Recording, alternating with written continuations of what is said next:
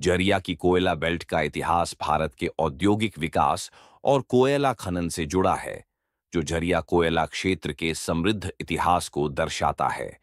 इस क्षेत्र की खदानें उच्च गुणवत्ता वाले कोकिंग कोयले के लिए जानी जाती हैं, जिसने दशकों तक भारतीय रेलवे सहित देश के औद्योगिक विकास में महत्वपूर्ण भूमिका निभाई है।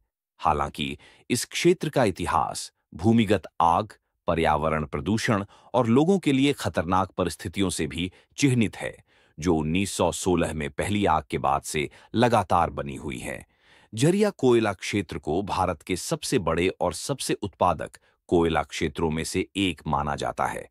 यहाँ की खदानें 20वीं सदी में भारत के औद्योगिक विकास, विशेष रूप से रेलवे के संचालन के लिए आवश्यक कोयला प्रदान करने के लिए महत्वपूर्ण थीं।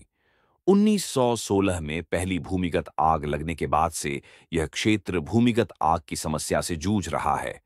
आग ने कोयले के बड़े भंडारों को नष्ट कर दिया है और झरिया को दुनिया के सबसे लंबे समय तक चलने वाली भूमिगत आग के स्थल के रूप में जाना जाता है।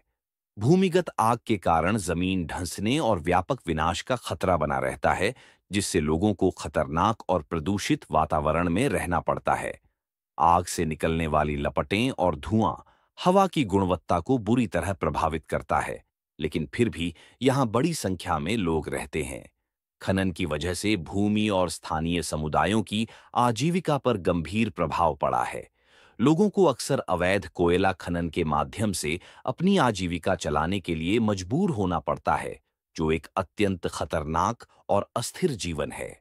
यह इतिहास दर्शाता है कि झरिया क्षेत्र का कोयला खनन का इतिहास औद्योगिक प्रगति के साथ-साथ पर्यावरणीय और सामाजिक चुनौतियों से भी गहराई से जुड़ा हुआ है।